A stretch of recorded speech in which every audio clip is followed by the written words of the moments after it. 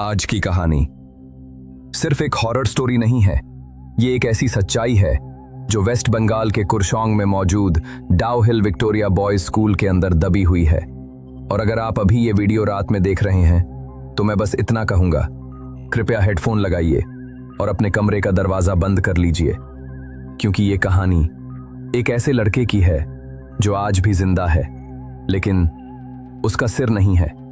और इस स्कूल का बाथरूम वो जगह है जहां लोग जाते हैं पर वापस नहीं आते। डाउ हिल स्कूल बाहर से देखने में बहुत खूबसूरत लगता है। ऊंचे ऊंचे पेड़, ठंडी हवा, कोहरा और पहाड़ों का शांत वातावरण। लेकिन इस स्कूल की दीवारों में एक चीख कैद है। कहा जाता है रात 9 बजे के बाद अगर कोई बच्चा हॉस्टल के पीछे वाले रास्ते से गुजरे तो उसे दूर धुंध के अंदर एक लड़का दिखाई देता है, स्कूल की यूनिफॉर्म में, हाथ में किताबें और गर्दन पर खून नहीं, काला धुआं उठता हुआ। उस लड़के का नाम था अनिकेत। अनिकेत एक सीधा सादा लड़का था, न ज्यादा दोस्त न ज्यादा बातें। उसकी दुनिया बस किताबें और स्कूल तक सीमित थी।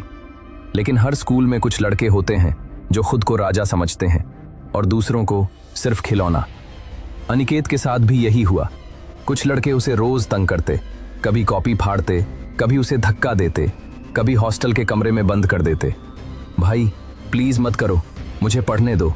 क्या करेगा पढ़ लिख कर, तू तो डरपोक है।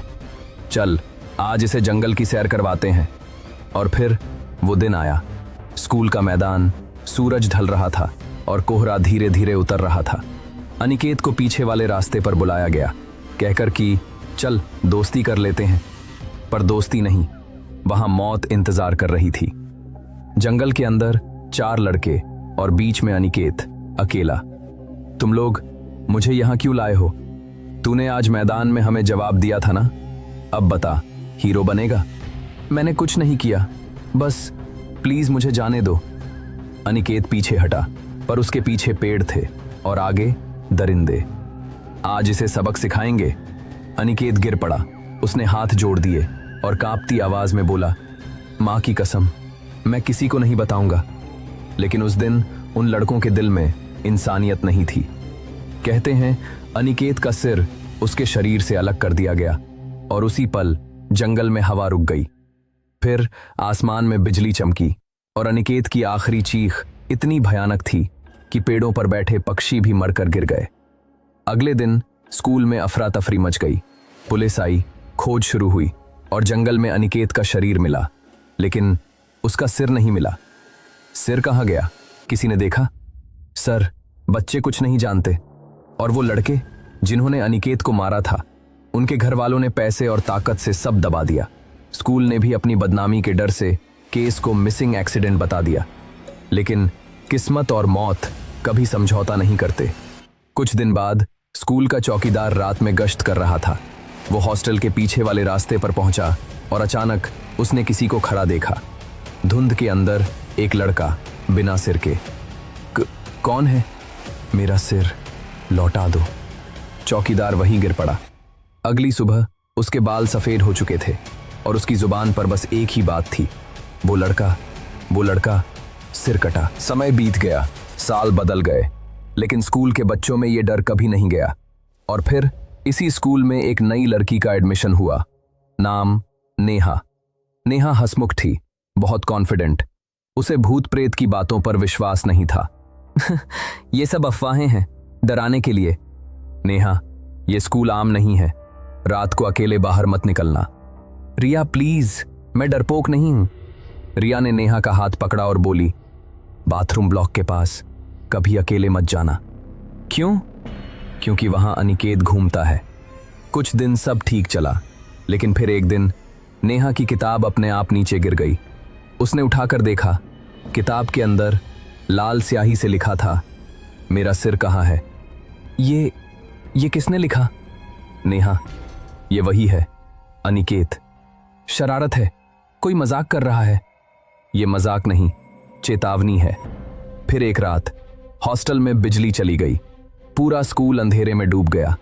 बाहर हवा तेज थी, खिड़कियां हिल रही थीं और पेड़ ऐसे आवाज कर रहे थे जैसे कोई नाखून से दीवार खुरच रहा हो।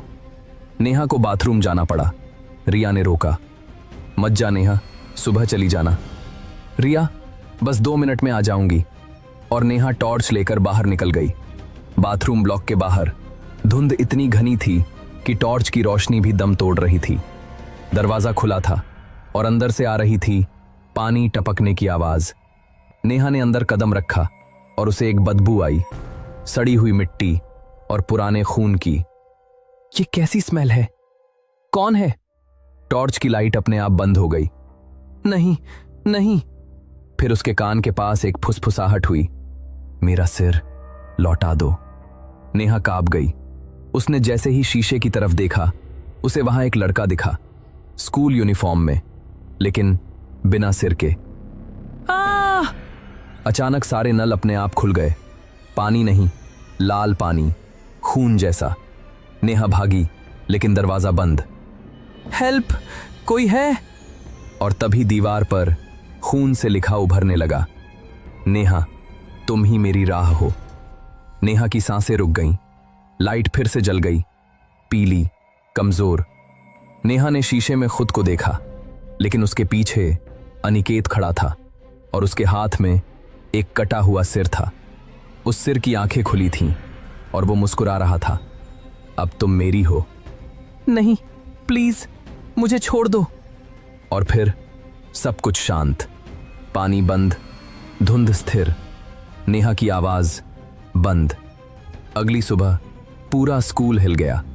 नेहा गायब थी। नेहा कहाँ है? मैंने कहा था उसे मत जाना। बाथरूम के अंदर सिर्फ नेहा की चप्पल मिली और शीशे पर लिखा था, अब वो मेरी है। पुलिस आई, जंगल छाना गया, पूरे स्कूल में तलाशी हुई। किसी ने कुछ देखा? सब चुप, क्योंकि सब जानते थे सच क्या है।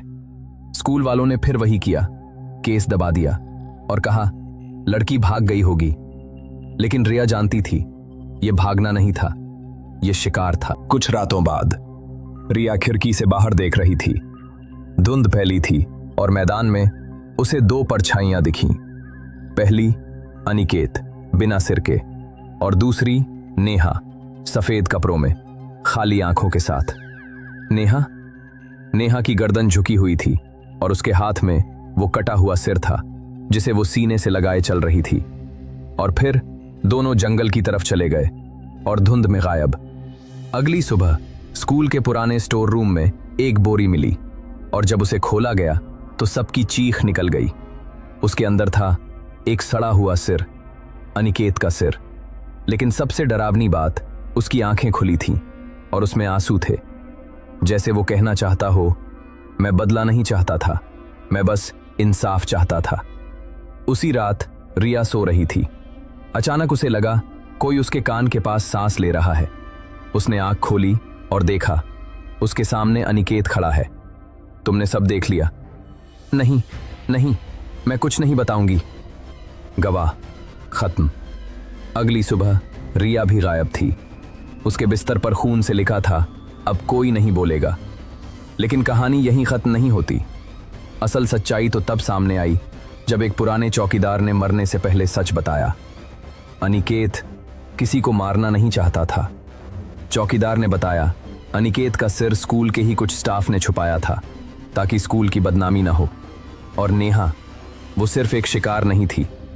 नेहा अनिकेत की आत्मा को मुक्त करने की आखिरी चाबी थी, क्योंकि जैसे ही नेहा ने अनिकेत का सिर देखा, श्राप पूरा हो गया और अनिकेत की आत्मा अब एक नई चीज बन चुकी थी, एक ऐसा साया जो हर साल किसी न किसी को उठा ले जाता है।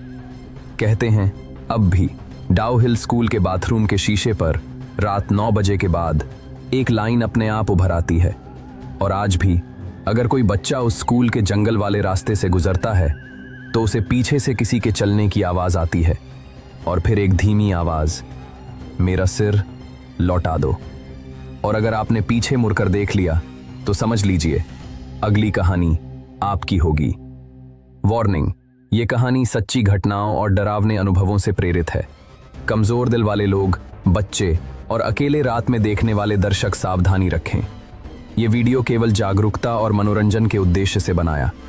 किसी भी इंसान को कमजोर समझकर अपमानित करना या हिंसा करना सबसे बड़ा अपराध है, क्योंकि अन्याय चाहे कानून से दब जाए लेकिन इंसाफ कभी खत्म नहीं होता। कई बार इंसाफ अदालत नहीं बल्कि किस्मत। अगर आपको ये डरावनी कहानी पसंद आई हो तो हमारे चैनल 9 PM हॉरर को अभी सब्सक्राइब जरूर करें। वीडियो को लाइक करें, अपने दोस्तों के साथ शेयर करें और बेल आइकन दबाना बिल्कुल मत भूलिए ताकि हमारी अगली खौफनाक कहानी सबसे पहले आप तक पहुंचे।